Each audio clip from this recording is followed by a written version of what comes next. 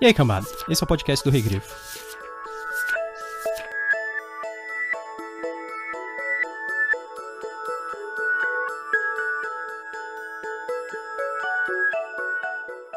Não existe princípio nem fim, pois todas as coisas estão no centro do tempo. Assim como todas as estrelas podem se refletir num pingo redondo de chuva caindo na noite, também todas as estrelas refletem o pingo de chuva. Não existe escuridão nem morte, pois todas as coisas existem na luz do instante, e seu fim e seu início são um.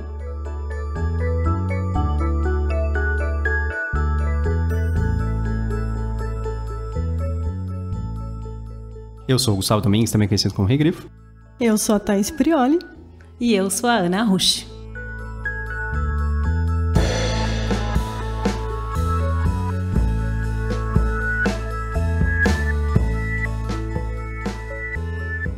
E hoje nós estamos aqui para falar sobre A Mão Esquerda da Escuridão, da Ursula K. Le Guin, que é um livro muito icônico de ficção científica, lançado em 1969. Ele foi vencedor do Hugo e do Nebula, no respectivo ano, acho que talvez em 1970. Foi eleito pela Locus como o segundo livro de ficção científica mais importante de todos os tempos, atrás apenas de Duna. E hoje, nossa convidada é a Ana Rush. Ana, fala um pouco mais sobre você. Eu queria agradecer estar aqui, que eu sou ouvinte do podcast. Nós que agradecemos a sua presença, imagina. Bom, eu sou escritora. Vocês podem ler minha última noveleta, Na Mafagafo, que saiu agora, está sendo editada pela Jana Bianchi, chama A Desconexão Telepática. Mafagafo, que é uma revista sensacional de contos, contos continuados. E seriada, é muito legal mesmo. Fico muito orgulhosa de estar participando da Mafagafo. Tenho bastante coisa publicada na área de poesia, mas eu estou aqui mesmo porque eu fiz um doutorado na Universidade de São Paulo, lá na USP, na área de inglês, a respeito de 2 livros. Um, que é O Conto da Aya, da Margaret Atwood, que ficou famoso, enfim, por causa da ascensão do Trump e tudo mais, teve a série da Hulu e tal. E também Da Mão Esquerda da Escuridão, da Ursula Le Guin. Então eu estou muito feliz de estar falando aqui sobre esse livro que eu gosto muito. Inclusive, acho que a série, todo o universo do Ecomen daria uma ótima série, talvez. Provavelmente, né? Sim. Talvez um formato meio Black Mirror, assim. Ia ser legal. E além disso, a Ana também tem um podcast. Verdade. Que é o Incêndio na Escrivaninha, que é muito legal, tanto para quem é escritor, quanto para quem não é. Ficaria muito feliz se você depois aí ouvisse o Incêndio. Eu me divirto muito fazendo as edições, gente. E tem 2 episódios bem legais que a gente gosta bastante, que lógico, que é porque ela indicou o nosso podcast, que é sobre autocobrança do escritor, mas também você pode levar isso para outras profissões. E também o 4º episódio, que é sobre distopias e procrastinação. Também sabemos bastante sobre isso. Esse episódio foi muito bom. A Ana fala até sobre A Mão Esquerda da Escuridão e diversos outros livros. Fala dos Possuídos também, da Ursula Le Guin. Acho que hoje até vai surgir. Esses são nossos episódios prediletos do podcast. Muito apesar legal. de todos serem legais. Muito bom. Vamos ver se os próximos aí vocês também curtem. Muito bem, eu vou agora fazer o nosso resumo sem spoilers. Esse você pode acompanhar sem problemas. A Mão Esquerda da Escuridão, ele conta a história de um personagem chamado Gen Liai. Ele é enviado a Getten, ou Geten, não sei, com a missão de convencer seus governantes a se unirem a uma grande comunidade universal. Uma convenção de planetas, digamos assim. Ao chegar no planeta Inverno, como é conhecido por aqueles que já vivenciaram seu clima gelado, o experiente emissário sente-se completamente despreparado para a situação que lhe aguardava. Os habitantes de Getten fazem parte de uma cultura rica e quase medieval, estranhamente bela e mortalmente intrigante. Nessa sociedade complexa, homens e mulheres são um só, e nenhum ao mesmo tempo. Os indivíduos não possuem sexo definido e, como resultado, não há qualquer forma de discriminação de gênero, sendo essas as bases da vida do planeta. Esse é um resumo que a gente pegou da Amazon mesmo, que vem no livro, que é o próprio da editora, para não ter spoilers. Apesar que esse é um livro que você não tem problema saber os spoilers, não tem nada assim mirabolante que vai mudar a história se você souber. Ele não se baseia em surpresa, ele se baseia mais em reflexão, eu acredito.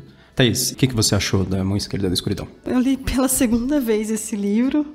Primeira vez que eu li o livro, não só esse, mas como O Feiticeiro Terra-Mar, da Ursula Le Guin, eu fiquei com uma sensação de é legal, mas parece que está faltando alguma coisa. Aí na segunda leitura eu tive tudo que eu precisava. caso você já tenha lido, eu recomendo a releitura, porque é bem legal. Então é um livro que é pequeno, parece bem simples, mas não é. Ele é um livro que discute muitos temas que um livro com 800 páginas que você vai achar não vai discutir metade disso. É interessante porque eu achei muitas referências até do Guia dos Mochileiros das Galáxias. Muitas coisas que o guia acaba tirando sarro vêm desse livro. As coisas mais engraçadas até. Ele vai discutir vários temas interessantes, como a sexualidade de um ponto de vista diferente. Como é a gente que tem homem e mulher chegar num planeta em que não existe isso. Não existe essa definição. Como nós estamos vendo isso? Então, eu gostei muito. Eu acho que é um livro para reler daqui a um tempo. E você, Ana, o que você achou? Bom, eu gosto do livro, senão eu não tinha dedicado aí quase 5 anos de pesquisa. Mas eu tenho que dizer que ele é um livro muito bom de pesquisar, porque você não cansa da obra, né? Que acho que um dos maiores problemas em pesquisar alguma coisa é que no final você fica quase tendo náuseas de ter que reler aquilo de novo. A Mão Esquerda da Escuridão, ele é um livro que, falando aí com pessoas que leram e tal, muita gente comenta que ele é às vezes difícil de começar a entrar, né? Eu queria começar falando disso porque não desista, né? Se você teve essa dificuldade, continue. Vale a pena. Gostei lá do segundo livro mais importante depois do Dura, gostei da classificação. É um clássico da ficção científica. Mas a Ursula Le Guin, ela faz uma coisa que é típica do romance realista e ela vai aplicar na ficção científica, talvez de forma bem inovadora para a época que o romance foi publicado, né? Que ela faz uma coisa que a gente chama de alterações de gênero literário, né? Então você está lendo, aí tem uma cena lá de um rei assentando um tijolo numa ponte, fazendo uma inauguração lá que tem sangue, não sei o quê. Aí vai lá, tem umas observações do diário de uma outra pessoa. Aí depois tem um capítulo sobre ditados de não sei o quê. Então, até a coisa começar a amarrar, demora um pouco. Mas depois, quando a história começa a amarrar mesmo, você fala, gente, agora eu entendo como é que esses fragmentos todos funcionam. E o livro, inclusive, o último capítulo, que não tem spoiler nenhum, eu posso falar, é sobre como calcular o tempo e as datas naquele universo. Que até recebeu críticas, inclusive. É quase como se fossem umas notas, né? Ao fim do livro, isso. E aí fica uma coisa engraçada, porque fica essa coxa de retalho, ou seja, esse monte de gênero literário, que é bem típico, um processo típico de romance realista, né? Começar pelo meio, depois passar umas coisas. Então ela aplica isso na ficção científica, mas quando você lê tudo, você fala, gente, agora eu tô entendendo. Então, talvez essa é a primeira dificuldade de começar a ler, dá sabe assim, deixa, assim, passa um pouquinho que aí vai rolar. E eu acho que isso que você falou é realmente, tipo, livro de fantasia, a gente tem esse problema, mas é um livro de 800 páginas. Daí, quando você engrena, você ainda vai ter mais umas 700 páginas. O dela tem 200. Quando você engrena, você vai ter o quê? 100 páginas. Isso. Então, isso que é interessante a releitura. Não, exatamente, adorei que você falou que você tem que quando você relê, você fala, tá. Porque tem umas coisas que fica meio solto mesmo, né? Mas é muito bem amarrado tudo, de qualquer forma, né? E você, o que você achou? A Mão Esquerda ele foi o primeiro livro da Ursula Le Guin que eu li, e a primeira vez que eu tive contato com o estilo de escrita dela. E inicialmente eu achei muito denso, assim, porque ele é muito compactado de informação. Ele tem uma quantidade de informação muito grande, assim, por parágrafo e por capítulo. Para quem está acostumado com um livro que enrola muito, às vezes, para fazer as coisas, isso é complicado, porque você tem que avançar com cuidado para que você não perca as informações, porque elas são relevantes, assim, ao longo do livro. Então, ele é um livro que se beneficia demais, realmente, de uma segunda leitura. Você lê de novo... Beleza, ele é um livro de 200 e poucas páginas, mas quando você relê, vai ser como se você estivesse descobrindo mais 200 e poucas páginas. É como se fosse um livro de 400 e alguma coisa. E você vai querer ler rápido, porque você fala, nossa, estou entendendo tanto, mas não leia rápido essa segunda vez. Eu tive essa impressão não só com esse livro, mas com o Feiticeiro Terramar, a série também. É a mesma coisa. Eu acho que ela é uma das raras... Um dos raros escritores, em geral, não tô falando de escritoras no sentido só de escritoras femininas. Mas a Ursula Le Guin, ela tem esse talento de escrever um texto e ao mesmo tempo tem um subtexto, parece que tem um texto por trás do texto, é um negócio muito estranho, assim. Eu não sei como definir isso tecnicamente. Quando você lê novamente, parece que você tá lendo outro livro. E eu acho isso, assim, um fenômeno maravilhoso. E claro que eu adorei o livro por causa disso. E a primeira vez ele foi um livro, assim, um pouco difícil, mas é o tipo de livro que quando eu terminei de ler ele, eu não conseguia parar de pensar no livro. E isso é sempre um bom sinal pra mim, sobre qualquer livro. Um livro, assim, que ele se mantém na sua cabeça. Você não se ocupa só durante a leitura, mas depois você, sei lá, está tomando banho e pensando assim, nossa, mas lá é inverno, nossa, mas como eles resolvem tal coisa, sendo que os caras são ambissexuais, nossa, mas a sociedade seria assim, sabe? Aí quando isso gera uma reflexão que é uma avalanche que fica sem parar, assim, que você fica pensando vários dias. Às vezes você fica voltando e quando serve de inspiração para outras coisas, principalmente assim, eu vejo muito escritores que eles partem de um ponto, assim, eles começam a pensar a respeito de um livro e eles vão elaborando em cima daquilo, né? A própria Annie Leckie, que escreveu Justiça Cilar, se eu não me engano, ela é, assim, muito fã, né, da Ursula Le Guin, e o Justiça Cilar também, ele tem um pressuposto de uma sociedade avançada, meio que pós-gênero, é uma ideia diferente da Ursula Le Guin, mas que, teoricamente, partiu inspiracionalmente da Mão Esquerda da Escuridão, né? Então, assim, um livro fantástico desse aqui, tipo, inspira você pensar muito a respeito dele depois, você querer muito fazer uma releitura e inspira outros grandes livros a serem escritos. Eu acho que é um livro que vale muito a pena, assim, ser lido, que eu gostei pra caramba. Vamos para os spoilers? Vamos.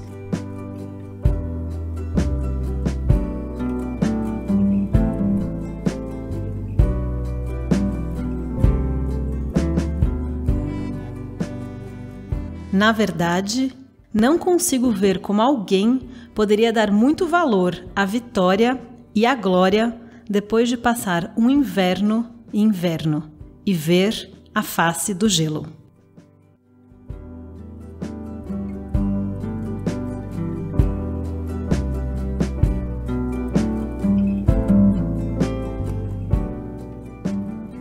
Vamos pro resumo com spoilers. Se você tá aqui, cuidado que vai começar a chover spoilers. Straven está tentando articular entre o rei de Caridge e o enviado Genliai, mas isso acaba fazendo ele perder o prestígio político e é acusado de ser traidor e é exilado para Orgóren. O Genliai acaba achando melhor também ir para Orgóren, porque ele vê no sucessor de Straven alguém um pouco mais hostil a ele.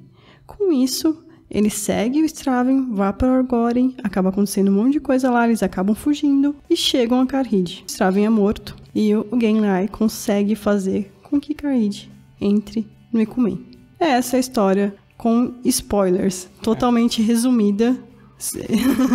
Então, uma parte que tem uma jornada no gelo gigante só, né? Que é tipo uma das partes principais, né? E é engraçado porque na segunda leitura passou tão rápido isso. Nossa, muito bom o resumo. É muito difícil para resumir a trama. Vamos falar da parte mais, assim, chamativa do livro, né? E que todo mundo gosta mais de comentar a respeito, que é assim, as pessoas de Gethen, os nativos de Gethen, eles são ambissexuais. Segundo a própria Ursula Le Guin, né? Que ambissexuais, hoje em dia a gente consideraria, eu não sei se seria um tipo de não binário, mas é que ele não é só homem e nem só mulher, eles trocam de gênero de acordo com como eles se relacionam entre si, né? Então, tipo, na verdade, quando eles vão ter um momento de fecundação, né? Quando eles, um assume um gênero e o outro assume outro, para que eles possam gerar filhos, né? Que é o que eles chamam de Kemer, que é entrar nesse ciclo, que seria a parte de reproduzir. Uhum. E eles só vão ter essas relações sexuais nesse momento. Tanto que o Genliai, eles acham, você é um pervertido, você fica em Kemer o tempo todo. Porque ele é homem, sempre o órgão genital dele está aparente. Sim, e aí, até posso falar um pouco das críticas que foram feitas ao livro, né? Uhum. Porque assim que o livro foi lançado, ele foi muito criticado pelos cálculos que tinham sido feitos com relação à cronologia e tal. Parece que ela errou, principalmente naquele último capítulo que eu falei. Mas o que acontece é que tem algumas coisas na imaginação da Ursula Le Guin que é super avançado até hoje, mas que merecem críticas, enfim. E até é interessante falar um pouco de como ela pensa isso como autora, porque ela escreveu 2 textos, um em 72 e um mais recente ainda, meio que tentando não se desculpar, mas mostrando como é que aquilo fazia sentido. Ou seja, ela é uma autora super perfeccionista. Sim, justificando. Justificando por que ela tinha feito daquela forma. Então, quais são as críticas, né?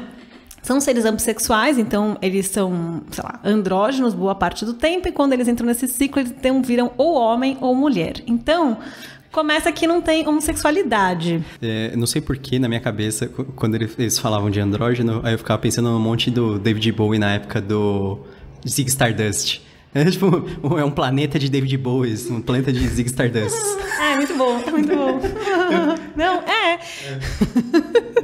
Enfim, e aí tem...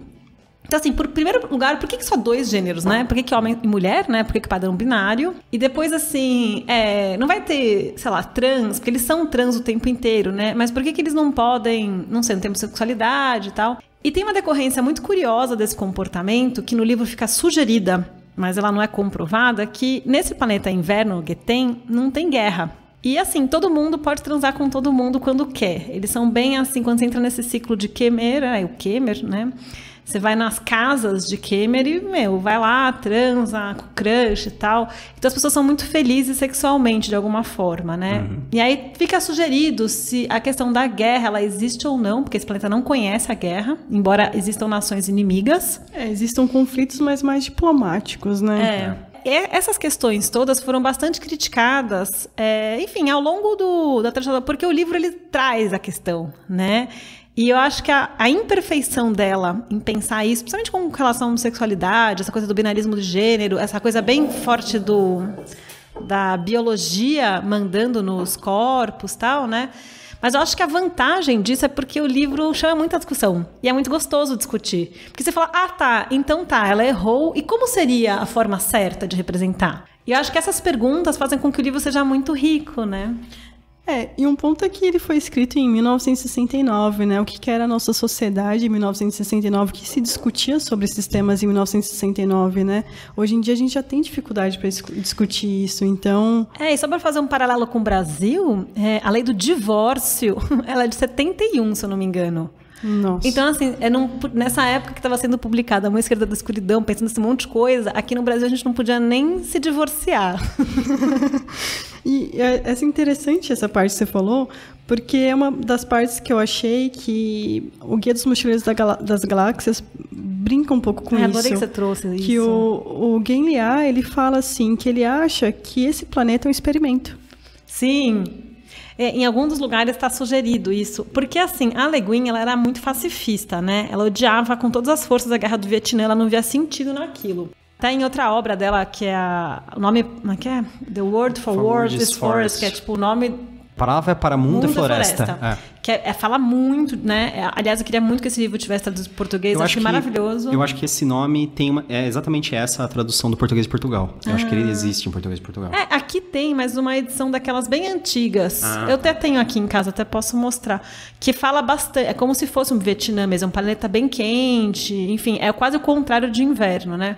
Mas, enfim, ela era super pacifista. E, na época, na Guerra do Vietnã, eles começou-se a fazer vários experimentos biológicos que até desde a Segunda Guerra não eram muito vistos como éticos, né? Então, ao falar que os getenianos, ou seja, esses seres ambissexuais, são um experimento biológico, ela também estava falando bem forte para o contexto dela da época. E outro ponto também do Guia do Mochileiro das Galáxias é em relação aos videntes de Hardarad, eu não sei falar direito. O Straven também, ele descobre que foi criado lá depois, e ele fala que, assim, ainda não percebeu alguém, por que aperfeiçoamos e praticamos a evidência?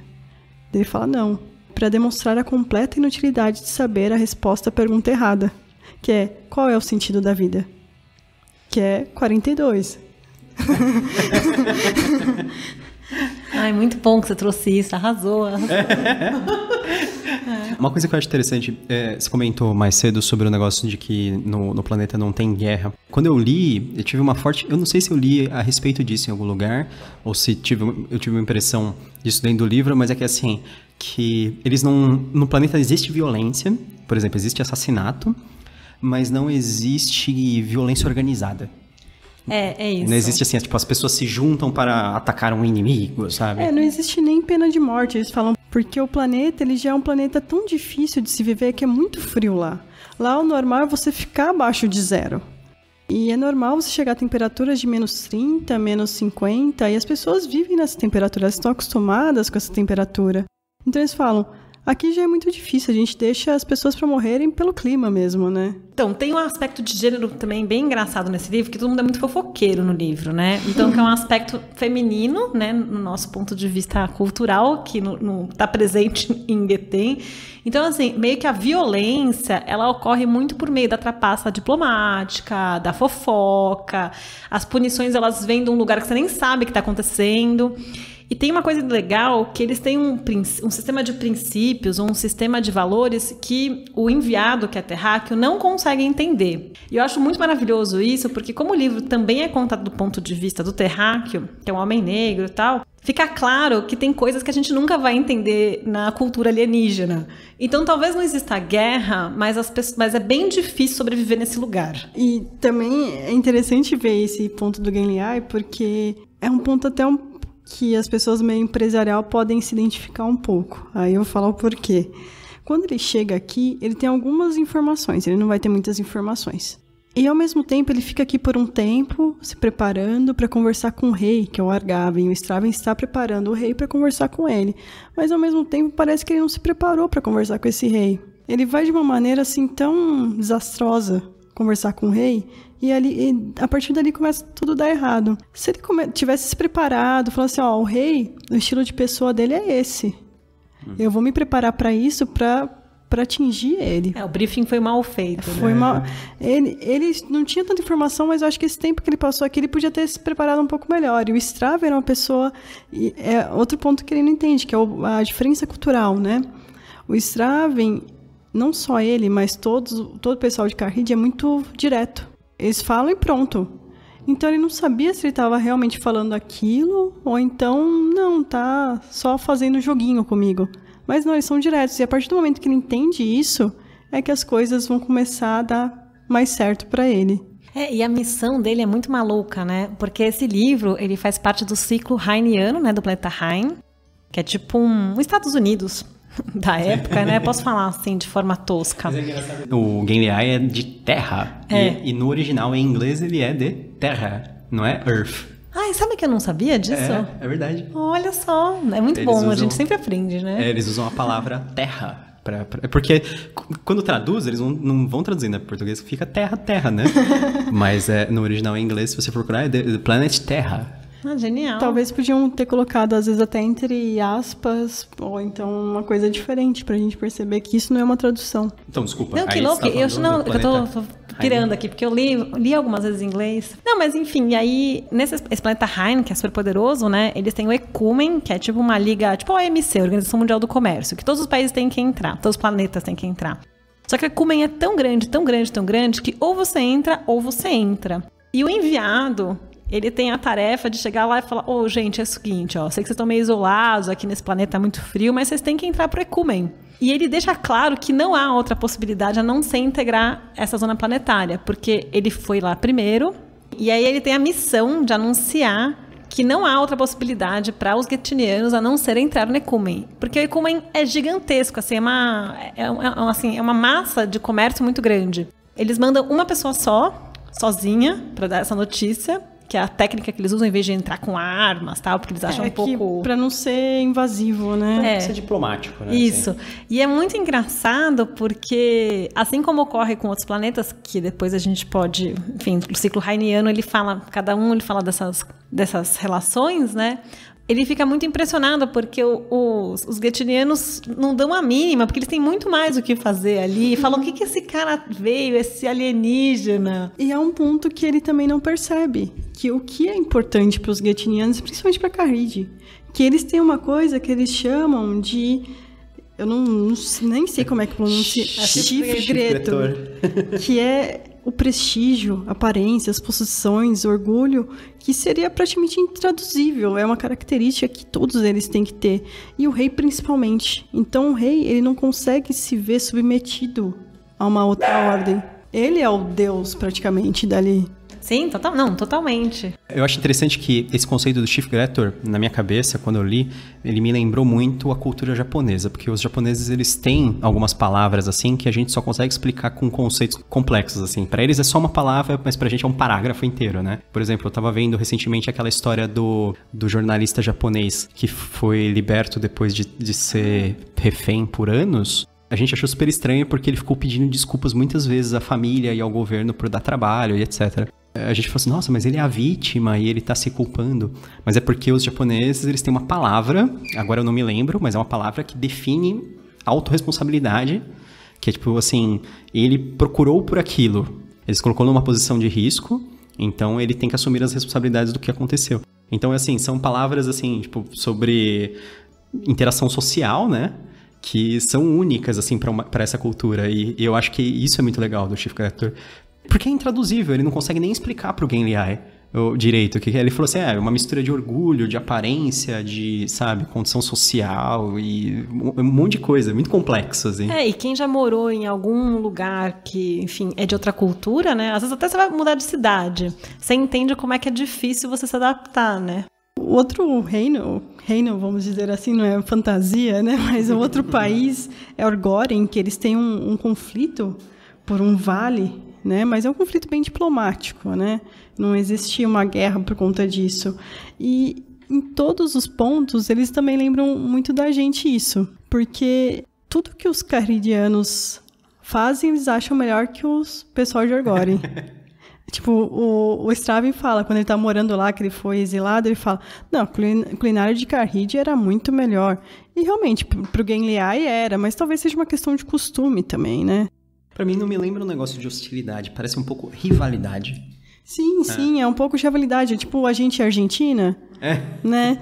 E o que é muito engraçado, que é outra coisa que você pode perceber um pouco da tiração de sarro, é, em Carhid eles são monarcas.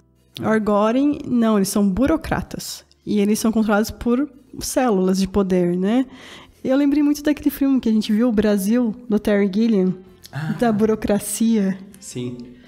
Nossa, excelente. Pra quem não conhece, o filme chama Brasil, com Z, né? Ele foi feito pelo Terry Gilliam, que é do Monty Python. Ele é mais conhecido pelo trabalho com Monty Python. E ele é um filme sobre uma distopia burocrática. Inclusive, um dos personagens mais engraçados é feito pelo Robert De Niro, que ele é um encanador, na verdade ele é tipo um faz-tudo, que é uma mistura de encanador, eletricista, etc., rebelde.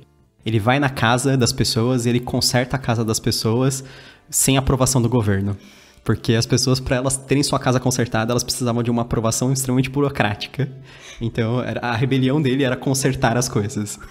Até tem um ponto que é dessa fuga deles, que eles têm de Orgoren, que ele fala assim, não, daí a gente passou por tantos guardas, sei lá, tipo uns 10 guardas que tiveram que verificar a documentação, assim, numa distância de 10 quilômetros. Imagina, toda hora separado por um guarda. Posso ver seus documentos, por favor? E aí eu acho legal que, na época, né, a gente tinha muita coisa do conflito da Guerra Fria, que era Estados Unidos versus a União Soviética, né? E aí eu acho legal que, em vez de ter Estados Unidos, eles têm, tipo, o rei, né? Quem se opõe ao burocrata não é... Mas é bem soviético, assim, o esquema, né? Então, a coisa da burocracia, as prisões sem muito sentido, a prisão política, né? Então, ela aproveita para fazer bastante crítica aí ao regime soviético, né? Então, fica essa... Não sei, dá esse tom aí. É interessante isso, porque eles também são mais corruptíveis, né? Então... Porque eu estava conversando com um americano que ele adotou 2 crianças russas. E ele falou que para adotar essas 2 crianças, ele gastou acho que $20 mil de corrupção. Só para pagar juízes e blá blá blá e tal. Rússia. E é todo um esquema, assim, todo mundo sabe o que está acontecendo. É tudo burocrático. É igual aqui, né? A Odebrecht, que tinha até pauta de reunião. Pauta da reunião da corrupção, né? Eles eram burocráticos até para serem corruptos. Sim, e bem pouco transparente, né? Você nunca entende para que serve os papéis, as autorizações, né? Tanto que também o nosso enviado também se ferra neste pedaço de mundo. E até uma coisa que a gente... Foi você que me falou, eu acho, que a nossa burocracia aqui no Brasil vem muito dos portugueses. Sim. né? Os portugueses são muito burocráticos e a gente tem um pensamento burocrático, tem que ter cartório, né? Para autenticar a assinatura. Quando isso vai acabar, né, gente? Dizem, eu não sei se é verdade, ou se é só uma lenda isso, mas dizem que a posição de despachante é um trabalho que só existe no Brasil. Eu ouvi falar. Sim, porque é tão complexo que você não consegue lidar você mesmo com a burocracia. Sim, o despachante, ele é um cara que ele é pago para lidar com burocracia. É isso, a definição. Bom, a gente não consegue nem cancelar a conta da Vivo, né? A gente também, nós não somos uma população direta. A gente segura tudo, fala tudo entre linhas e não é direto. E às vezes quando a gente cruza com culturas mais diretas, a gente tem um problema. Tanto que é um costume, se trabalhar em empresas aqui, se alguém faz uma coisa errada, todo mundo é punido a partir de um processo. Com mais burocracia. Ao invés daquela pessoa que fez alguma coisa errada, saber que ela fez uma coisa errada, às vezes, muitas vezes, e até ser corrigido. Então, é essa maneira nossa de lidar com as coisas, burocrática. Sim. Não direta. E com a responsabilidade bem difusa, né? Que é outra coisa ruim. Sim. Que era mais fácil, né? Você fala, não, desculpa, caguei, na próxima vez eu refaço. Ou então, não, eu errei. Assim, também a falta de assumir a responsabilidade é muito difícil, né? Um negócio interessante é que... Eu não sei se é isso que vocês veem também, mas eu acho que a Ursula Le Guin, quando ela faz o negócio da ambissexualidade, o modo neutro, digamos assim, que é quando eles não estão pertencendo a nenhum sexo nem ao outro, ele me parece mais próximo ao que nós conhecemos como feminino. Que é mais ou menos a ideia da... A Annie Leckie, ela faz isso, né? Que ela fala que na sociedade pós-gênero, tudo é tratado como feminino. Que só depois quando eles encontram alguma coisa que existe uma definição, que existe uma separação, que aí sim eles vão fazer a diferença de feminino e masculino. Até a Ursula Le Guin, ela foi até bastante criticada, porque ela poderia ter adotado o inglês, né? A regra de declinação e tal ser um pouco diferente no livro. Tem comentários, coitada, né, gente? Ela vai lá, escreve um livro, aí todo mundo fica... Mas enfim, isso também faz o livro ser legal, que a gente está discutindo até hoje. Mas a Annie Leckie, quando ela escreve Justiça Ancilar, que é um livro que eu gostei muito, recomendo também, que é narrado de ponto de vista de uma inteligência artificial, e é maravilhoso, assim, como ela trabalha foco narrativo, porque... Como é uma inteligência artificial, em boa parte do livro ela consegue ver tudo, inclusive a si mesma, né? Que ela tem essa onisciência sendo uma primeira pessoa, que é uma coisa muito louca, se você pensar em termos de literatura, né? E a Annie Leckie faz o exercício, né, de mudar a declinação, que, enfim, que até estava conversando com o Fábio Fernandes, que é tradutor, que como é que foi fazer isso, né? Porque no português a gente tem muito mais palavras que declinam, porque não declina o adjetivo, né? E eu fico imaginando como é que vai ser em alemão, porque em alemão o plural a gente faz no feminino, que vem ainda da vossa majestade, assim, vem desse lugar, né? Acho muito interessante falar desses romances que mexem com a estrutura de como a gente pensa. E tem um efeito de sentido, né?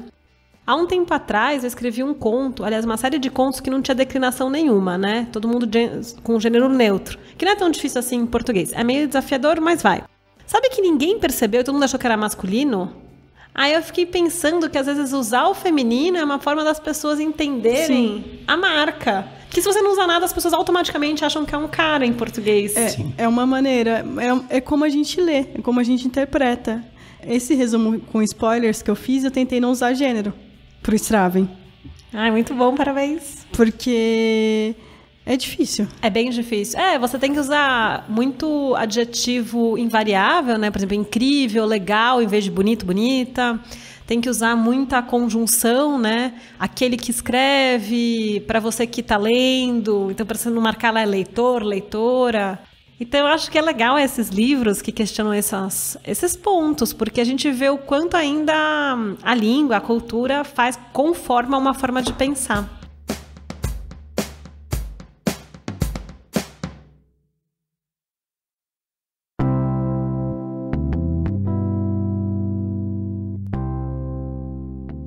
Sozinho não posso mudar seu planeta, mas posso ser mudado por ele. Sozinho tenho que escutar além de falar.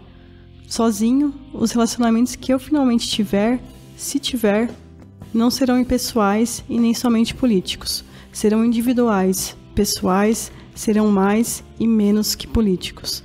Não nós e eles, não eu e ele, mas eu e tu. não políticos, nem pragmáticos, mas místicos. Num certo sentido, o ecumene não é um corpo político, mas um corpo místico.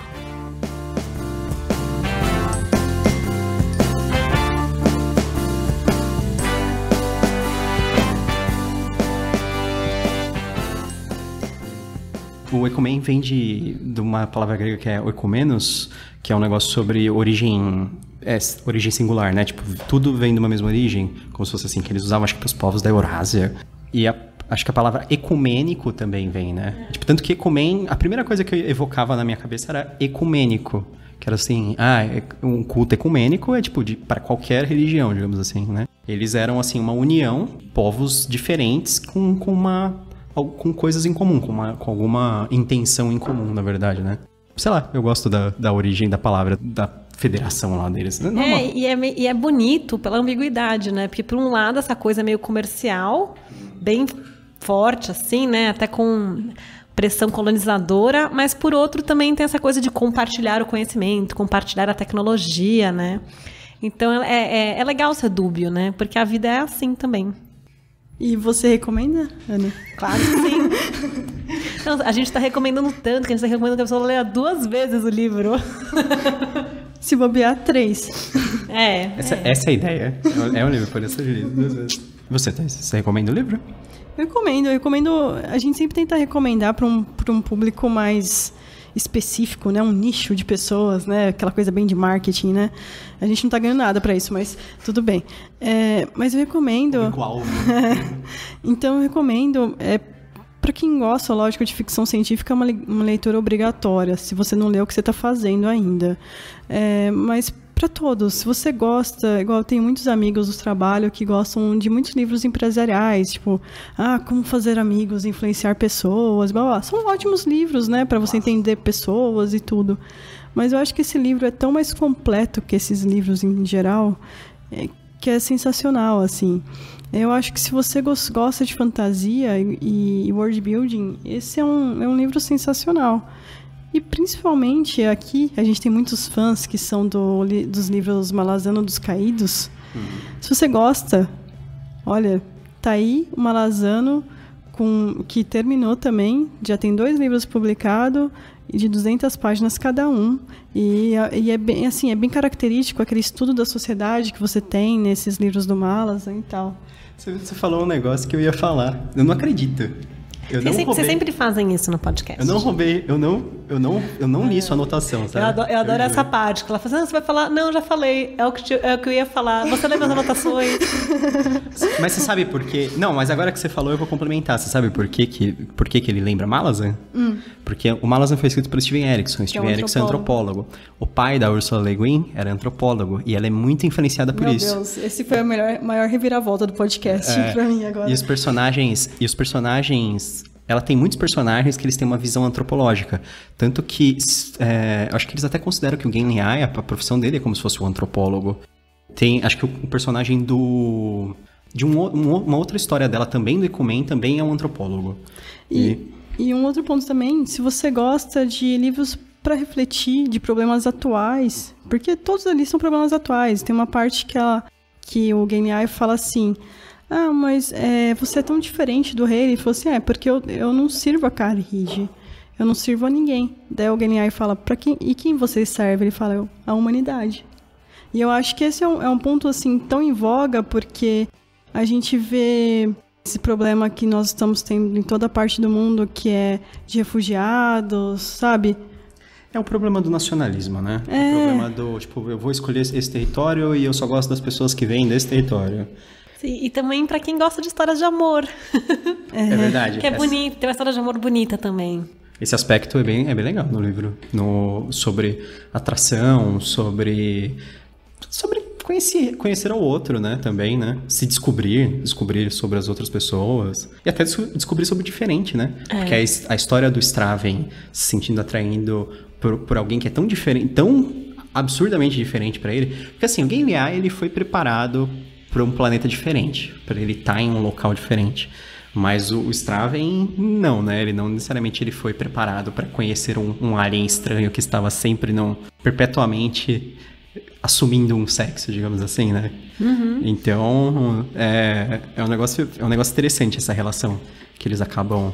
Até uma coisa legal, falando de técnica de escrita do livro, né? Porque ele tem esses dois... Como ele tem vários fragmentos, né?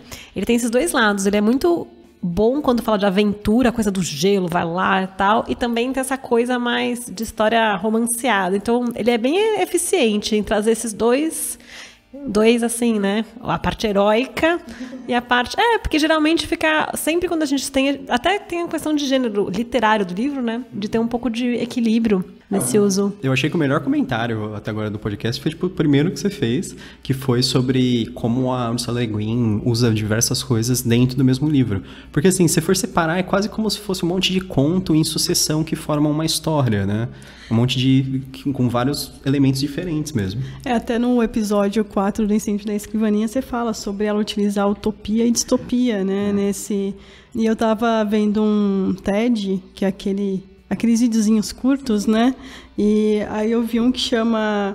eu vou traduzir aqui, na minha tradução porca, que é: nós estamos construindo uma distopia em que as pessoas precisam clicar em anúncios. De quem que é essa frase? É o nome do TED. We are building a dystopia just to make people click on ads. E que é da Zeynep Tufekci. Eu vou assistir. Que é muito interessante. Ela fala muito sobre como o modelo de negócio faz com que as pessoas tenham acesso a todas as informações e como eles estão conseguindo manipular isso através de anúncios. Sim. Porque é o modelo de negócio deles. Você não quer pagar Facebook, você não quer pagar... Então, eles têm que ganhar dinheiro com alguma coisa. A monetização por meio de uma propaganda, e para você ficar na plataforma, você tem que odiar pessoas. Porque o ódio é muito mais barato do que o amor. Monetização de manipulação. O Lanier, que é aquele cara que... Ele tem também um TED bem legal, até depois posso falar qual que é o... Que ele fala exatamente isso, que ele publicou um livro que está fazendo muito sucesso nos Estados Unidos, que é, acho que 10 motivos para que você delete os seus perfis em redes sociais agora. E ele é bem amigo do cara do Facebook, os caras do Facebook, do Google, porque no TED ele fica, eles são muito legais, não é pra... Mas tem que mudar esse... E ele vai falar bem sobre isso. É muito legal esse TED também. E um outro também que fala muito sobre as pessoas e relacionamento, que é How Language Shape the Way You Think, que é como a linguagem vai moldar a maneira que você pensa. E é bem interessante, esse aqui é da Lera Boroditsky, sobre... Até compartilharam um tempo no Facebook, eu vi por aí, daí eu falei assim, que interessante, que é como as pessoas se comunicarem de maneira diferente, porque muitas vezes a gente fala assim, por que todo mundo não fala inglês logo? É a língua mais simples, né, para ser a segunda língua para aprender. Mas não. Se as pessoas perdem a primeira língua delas, você perde muita coisa. Agora, eu estava comentando de pessoas que sabiam que na língua delas não existia direita e esquerda. Existia a rosa dos ventos e elas se comunicam pelos pontos cardinais. Do tipo, você vai para o Nordeste, você vai para o... E isso é uma coisa que, se você for perdendo, você vai perdendo muita coisa. Até um comentário nada a ver, mas tudo a ver. Eu morei um pedacinho nos Estados Unidos, né? Metade lá nos Estados Unidos, metade aqui no Brasil. E uma coisa que me chama muito a atenção entre as pessoas que moram lá, que falam inglês, é que você não pode fazer muito comentário fora de contexto. Então, assim, você está autorizada a fazer comentários, por exemplo, sobre a meteorologia e sobre as coisas que você está tratando com aquela pessoa. Então, uma mania que brasileiro tem de falar coisas completamente, assim, desconexas do contexto e fazer sentido, para nós faz muito sentido. Porque a gente gosta de bater papo, a gente gosta de saber como a pessoa pensa. E isso causa um desconforto muito grande para pessoas que falam inglês. Então, não tem nada a ver com você saber falar ou não a língua, mas é entender o código social e como aquele código social, ele também molda o que você está autorizado a conversar com alguma pessoa. Livros similares. Para quem gosta da Mão Esquerda da Escuridão, com certeza eu também recomendaria Os Despossuídos, da Ursula Le Guin, obviamente. A gente falou várias vezes de um outro livro, que é o Justiça Ancilar, da Annie Leckie. Foi lançado esse ano pela Aleph aqui no Brasil, né? Ele também é um grande ganhador, eu não tenho certeza de qual prêmio, mas ele foi laureado com um dos grandes prêmios aí da ficção fantástica. Eu queria falar também que a série de Terra-Mar está em português, né? E é muito interessante, eu gosto muito desses livros. É literalmente uma escola de bruxo antes do Harry Potter. Até tem uma eventual competitividade que eu acho bem tonta sobre o Harry Potter e Terra-Mar. Mas é muito legal, porque tem dragões. São bem diferentes. E é a história de um menino que se torna bruxo, né? E o interessante é que, diferente das histórias que a gente vê mais de alta fantasia, assim, não tem muito bem e o mal, né? A configuração de bem e mal é bem ambígua no livro. Então, não tem guerra também no livro. Não tem cavaleiro, espada. Não, é uma coisa meio... Tem bastante oceano. Eu adoro esses livros, eu acho uma leitura ótima. Tá pela Arqueiro, eu acho. Sim. Eu acho genial que o conceito da Ursula Le Guin é que, assim, num universo onde existem magos, por que eles iam ter exércitos, por exemplo? Eles resolvem as coisas com os feiticeiros lá, com os bruxos, com os magos, né? Então, tipo, tem um dragão, você não manda um cavaleiro e matar o dragão. Você manda um mago conversar com o dragão, aí não deu certo, ele lança uma magia no dragão lá e pronto. E aí a magia é muito legal, porque a magia é você descobrir o nome real das coisas. Então é como se a magia fosse a língua. Sim. É muito bonito, gente. Recomendo bastante. Sabe quem é fã de Terra-Mar? Alan Moore. Olha só! O Alan Moore, ele fala muito sobre essa história de a magia e a linguagem serem uma coisa só. Tanto na origem, até nas palavras em inglês, por exemplo, spell, que é feitiço, também é escrever, né? Olha, É soletrar, né? Soletrar, né? Que lindo! Então. Eu não sabia, nunca tinha ouvido falar. Olha as palavras estão relacionadas, porque sim. A magia é linguagem em inglês, praticamente. Bonito, bonito. Então. Bonito. Eu faço parte de um grupo que chama Fantástica 451, que a gente tem uma revista online, também tem um grupo de discussão no Telegram, nós temos várias coisas, temos canal no YouTube, enfim, eventos em São Paulo. É uma plataforma para quem pesquisa, mas também quem gosta de ler ficção científica e fantasia. E na primeira edição da revista, a gente fez um texto, porque tinha sido bem a época do falecimento da Le Guin, né? Ela faleceu no começo desse ano. Eu até escrevi o obituário para ela dela no Globo, que foi, acho que, um dos textos mais desafiadores que eu já escrevi na vida. Assim, foi dolorido e foi estressante. E aí também a gente fez, tem alguns textos sobre ela, então é legal, depois eu mando o link para quem quiser conhecer mais. E também a Cristina Laisates, ela é uma pessoa que pesquisa muito a Ursula Le Guin, então não sei se ela escreveu o texto sobre a Úrsula, que está publicado, mas ela é uma pessoa que sabe falar com muita propriedade sobre a autora, então até se ela estiver ouvindo, um abraço para a Cris, que é muito boa. Muito obrigada, Ana, por ter participado. Não, eu que Com certeza vamos convidar para mais podcasts. E o próximo episódio vai ser uma questão de preço do Andrei Sapkowski, do livro O Último Desejo, do The Witcher. Vamos aproveitar para dar um aviso também. Essa semana começou o financiamento coletivo do 5th Edition Fantasy, que aqui está como Aventuras da Quinta Edição, da Sagen Editora. Aventuras da Quinta Edição, ele é as traduções da linha 5th Edition Fantasy da Goodman Games, que é uma editora de RPG americana. Ela é uma linha de aventuras para Dungeons & Dragons Quinta Edição, para quem conhece o famoso RPG de fantasia. E ele é o primeiro material oficial, digamos assim, né? Não é da Wizards of the Coast, mas é um material oficial que é lançado em português, que é lançado aqui no Brasil. Na verdade, ele depende de você para ser lançado, porque ele está em financiamento coletivo no Catarse. A gente vai colocar o link aí na descrição do podcast. Você pode participar do financiamento e pode ajudar esse projeto aí pra frente e lançar as aventuras da Dungeons & Dragons Quinta Edição. São 5 aventuras inicialmente e podem chegar, através das metas extras, até 15 aventuras. Com o total de metas extras, a gente pode conseguir uma batelada aí de material do Dungeons & Dragons em português. Quem ouve o podcast sabe que a gente gosta e joga bastante a Quinta Edição. No momento a gente tá jogando Tumba da Aniquilação. Uma livre tradução. Bom, espero que vocês deem uma olhada aí, porque as aventuras são bem legais. Eu também tô fazendo no canal a resenha das aventuras, pouco a pouco. São curtas, bem rápidas, é pra você jogar em uma sessão só. Deem uma olhada. Espero que vocês tenham gostado desse episódio. Como sempre, não se esqueçam de se inscrever no feed. Você pode encontrar o podcast também no Spotify, no YouTube, todos esses lugares. Dê uma olhada no restante dos vídeos do canal do YouTube. Eu também quero agradecer a Ana Rush. Muito obrigada pela participação de novo. Nós adoramos, gente. Foi ótimo. Então, é isso. Até mais. Tchau, tchau. Até a próxima. Tchau, tchau, gente. E bem-vindo ao Canavial.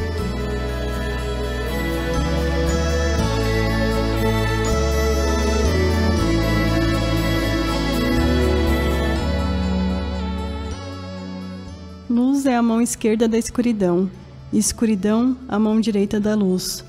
2 são um, vida e morte, unidas como amantes no Kemer, como mãos entrelaçadas como o fim e a jornada.